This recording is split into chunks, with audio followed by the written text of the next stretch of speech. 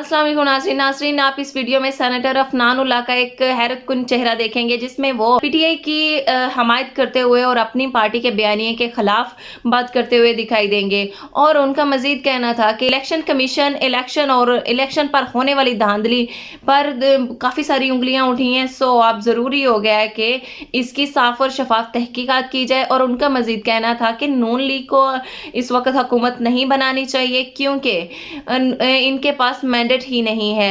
नाज़रीन, आइए इनकी गुफ्तगू सुनते हैं और इस पर मजीद बात करेंगे। अफ्तार साहब, ये बताइए कि आज एक जो खबर आई उसमें कहा गया कि पीएमएलएन के जो स्टॉलवर्ड्स हैं, पीएमएलएन के जो लोग हैं, लीडर्स हैं, वो नवाज शरीफ साहब को एडवाइस कर रहे हैं कि हमें वफाक में हुकूमत नहीं लेनी चाहिए। और फिर उस पर आपकी भी जो आपने रीट्वीट किया हुआ था और आपने कहा एक मुस्बत बात है, if I am not wrong. मुझे बताएंगे ये बात ठीक है, ये चल रही है आपके क्वार्टर्स में कि हमें हुकूमत नहीं लेनी चाहिए because it's going to be a toothless हुकूमत? देखें, ये बात हमारी पार्टी के अंदर काफ़ी ज़्यादा ये बात उठाई जा रही है कि एक ऐसी हुकूमत लेना जिसके पास इख्तियारात ना हो और वो कोई रिफॉर्म ना कर सके, उस हुकूमत का जो है वो हमें नहीं लेनी चाहिए, क्योंकि फिर उसका फॉल आउट जो है वो हम पे आएगा। जब हम कुछ उसको परफॉर्म नहीं कर सकते तो फिर उसको ले कर हमने जो है क्या करना। लेकिन ये मुशावरत ही है, ये कोई फाइनल डिसीजन नहीं है इसके ऊपर। मैं भी यही ज़ाती मेरी राय है। वफाक में जो है वो ये इस तरह तो जिस तरह का ये इलेक्शन था, इसके बाद तो मुझे नहीं समझ में आ रही कि अब कैसे चलेगा।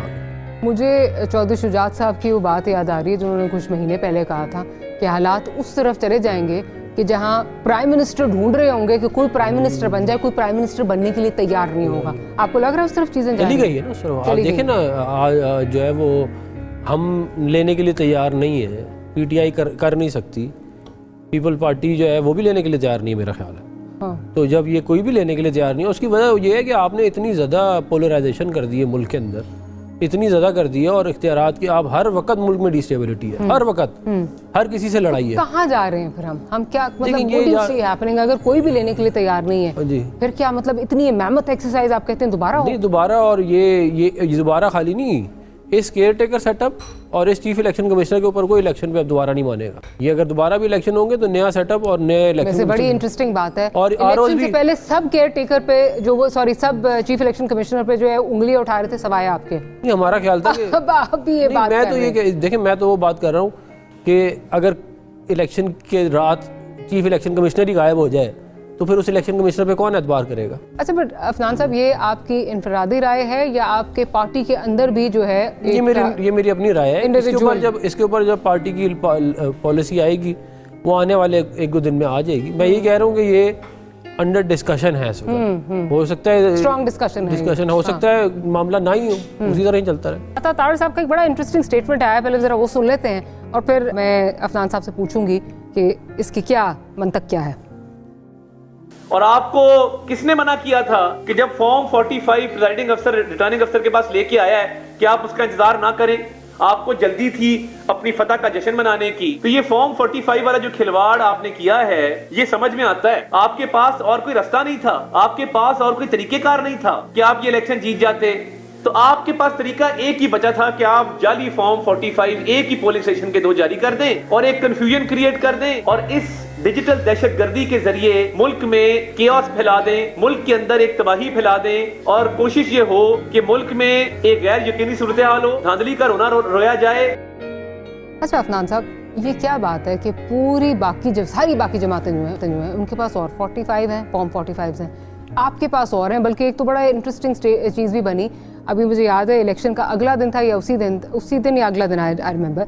तो जो ये NA-15 का रिजल्ट आ रहा था उसमें जो टोटल वोट्स थे, जो आपकी तरफ से ट्वीट भी की गई, जो टोटल वोट्स थे वो कम थे। नवाज शरीफ साहब को जो वोट्स पड़े थे वो ज्यादा थे और उस पर बाकायदा तस्दीक और मोहर और सारा 130 की बात कर रही हैं आप? नहीं, आई थिंक जो मानसेरा वाली है 15 तो हार गया तो उसमें तो। नहीं, उससे पहले मैं बता रही हूँ जो आपकी तरफ से ट्वीट की जा रही थी, मैं ये बात कर रही हूँ, वो फॉर्म 45 की बात कर रही हूँ। देखिए, ये तो उसमें तो कोई शक नहीं है कि उस दिन बड़ी कंफ्यूजन थी। नहीं, लेकिन उसने तो ये हो रहा था ना कि मैं गुजारिश मतलब जो वोट वहाँ पे थे वो कम थे और नवाज शरीफ से ज्यादा वोट। मैं गुजारिश करता हूँ, देखें बात ये है कि इसका बड़ा सिंपल सा एक तरीका है और वो ये है कि जब आप इलेक्शन में वोट देने के लिए जाते हैं तो जो लॉग बुक में आपका थंब इम्प्रेशन लगता है, आप उस थंब इम्प्रेशन से CNIC को चेक कर सकते हैं। देयर इज नाजरा के पास डेटा ऑलरेडी अवेलेबल है, आप उसकी एक ऑडिट करा के क्या कहते हैं वेरिफिकेशन करा लें। कोर्ट खुली हुई है और ये ज़रूर कराना चाहिए मेरा ख्याल है क्योंकि ये एक चीज़ ऐसी है जिसको ज़ाहिर है आप 50,000 बंदे ला के स्टाम्प तो नहीं करा सकते ना।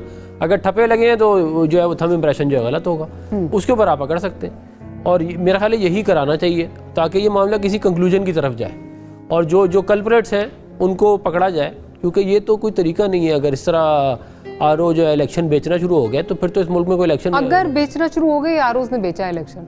देखिए मेरा ज़ाती तौर पर ख्याल ये है कि ज़ाहिर ये एक एलिगेशन ही है, अभी प्रूव नहीं हुआ कहीं पे, लेकिन लग यही रहा है कि क्योंकि इतनी ज़्यादा मिसमैच नहीं हो सकती जितनी मिसमैच जो है ये आ रही है।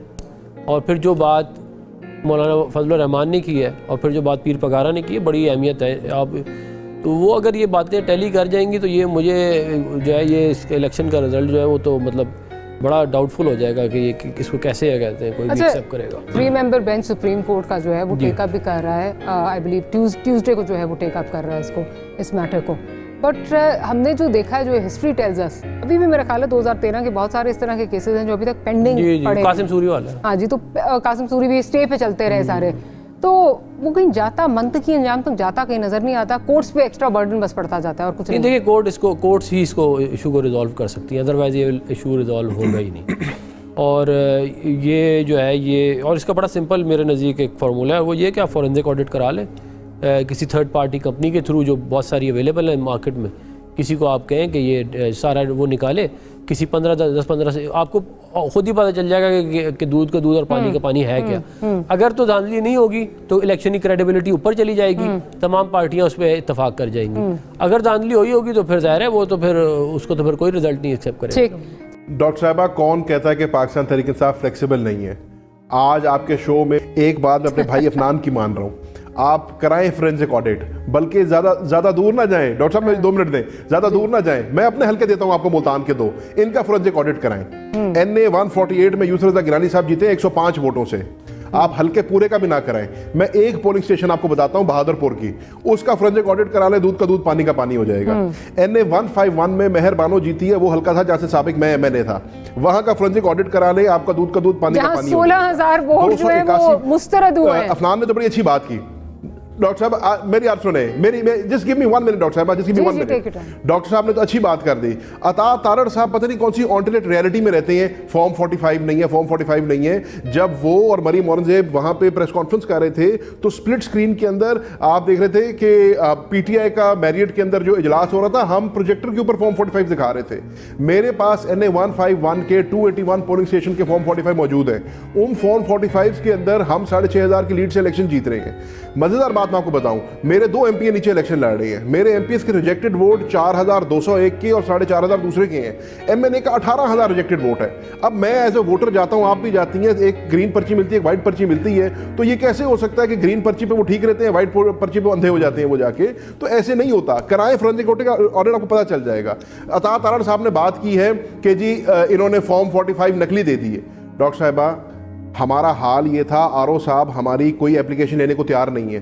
प्रिजाइडिंग अफसरों का हाल ये था कि जिस बंदे के पास मेरा अथॉरिटी लेटर था उसको इन्होंने पोलिंग स्टेशनों में नहीं बैठने दिया।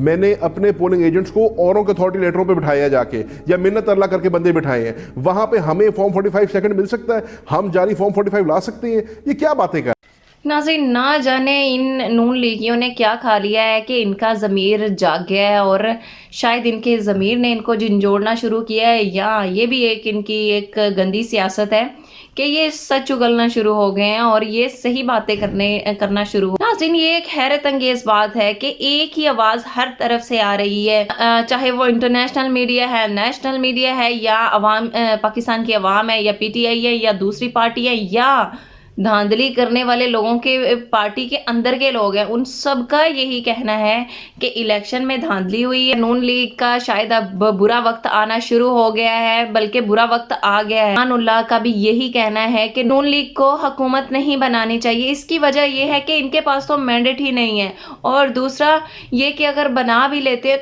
तो अवाम का तो इन पर एतमाद ही नहीं है, तो ये हुकूमत चल ही नहीं पाएगी।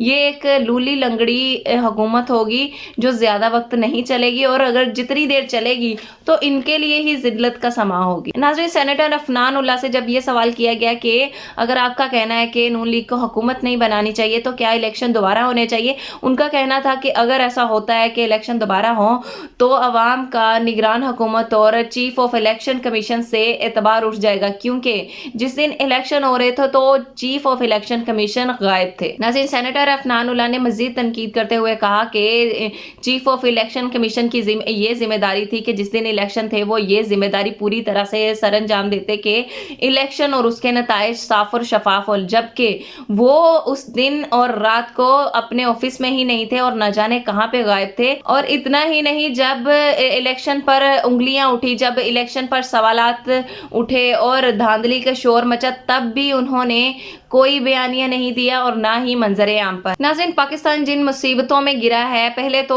नून लीग, पीटीआई और न जाने किस किस का कसूर निकाला जाता था, लेकिन अब जो हुआ है वो सिर्फ और सिर्फ इलेक्शन कमीशन और पाकिस्तान का कसूर है। इसमें किसी का भी कसूर नहीं है। अगर धांधली भी हुई है, नून लीग ने की है या जिसने भी की है, तो इसमें किसका कसूर है? सिर्फ और सिर्फ इलेक्शन कमीशन ऑफ पाकिस्तान का। चीफ ऑफ इलेक्शन कमीशन ने अपनी जिम्मेदारियों को अच्छे से सरअंजाम नहीं दिया, तभी तो ये एक मामला हुआ है। अगर वो अच्छे से अपनी जिम्मेदारियों को दयानतदारी से निभाते तो धांधली का सवाल ही पैदा नहीं होता था। और अगर धांधली किसी ने अपने जोर शोर और ताकत के जोर पर अगर की भी है तो चीफ ऑफ इलेक्शन कमीशन को चाहिए था कि इलेक्शन के दिन उसकी पूरी निगरानी तो करते, और अगर हो भी गई है तो बाद में अपना बयानिया तो दे, अपना कोई मौक़िफ़ तो रखे, या अवाम को ये तसल्ली तो दी जाए कि अब जो कार्रवाई होगी वो अवाम के हक में होगी, वो साफ और शफाफ नताइज दिए जाएंगे। ये जो भी उनकी हिकमत अमली है वो इस गलती को सुधारने की कोशिश तो करते, लेकिन वो इस बात से ही गुरेजा है। नाज़रीन, अगर चीफ ऑफ इलेक्शन कमीशन अपनी जिम्मेदारियों को नहीं ठीक से सरअंजाम दे सकते तो उनको चाहिए कि वो इस्तीफा दे दे और अपने घर में बैठ जाए। नाज़रीन, यहाँ पे सेनेटर अफनान उल्लाह ने जो बातें कही हैं, इन पर दाद देनी तो बनती है कि उन्होंने सच बोला और सच के साथ खड़े हुए, और जो जिसकी जो बात सही थी वो सही, चाहे वो अपनी पार्टी के खिलाफ क्यों ना हो, उन्होंने वो मौक़िफ़ रखा। नाज़रीन, आपका इस बारे में क्या कहना है? अपनी राय का इजहार ज़रूर करिएगा और चैनल को सब्सक्राइब ज़रूर करिएगा।